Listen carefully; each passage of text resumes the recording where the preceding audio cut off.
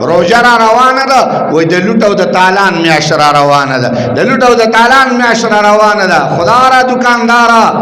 را دکاندارا سوال درته کومه مینت درته کومه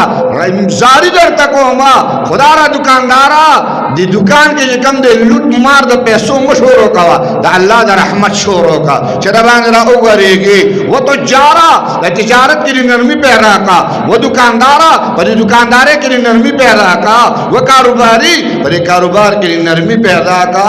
دا څنګه چې یو په لس باندې اوخې د لوټ میاش راغلی دا یو په شل باندې اوخې د لوټ میاش راغلی دا ارسیز لس روپے ګران شل روپے ګران مون خو دومره ظالم قوم یو مون خو دومره ظالم قوم رو چې پروس کال یو اندوره کې سیکو هغه به ګران ارزان سودا خرڅوله زما مسلمان تجار راولګو دا غیندوی مړک وښتو دا ګران ارزان سودا خرڅي دا مونږه خراب کړی دی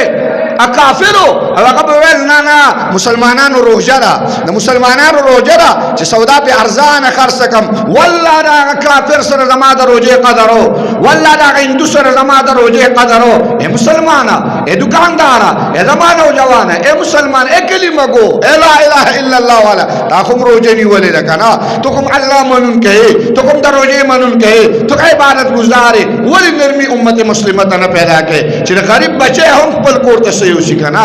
دا غریب کوم چې خپل کور ته سيوسي کنا او تاسو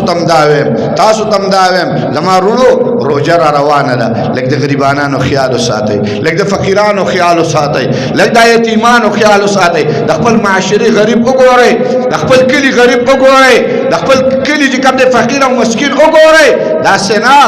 سنا چې ستا په کور کې د لوخ حساب نه او د غریبي بچي چې کوم د صرف یو ډوډۍ ته ناشتي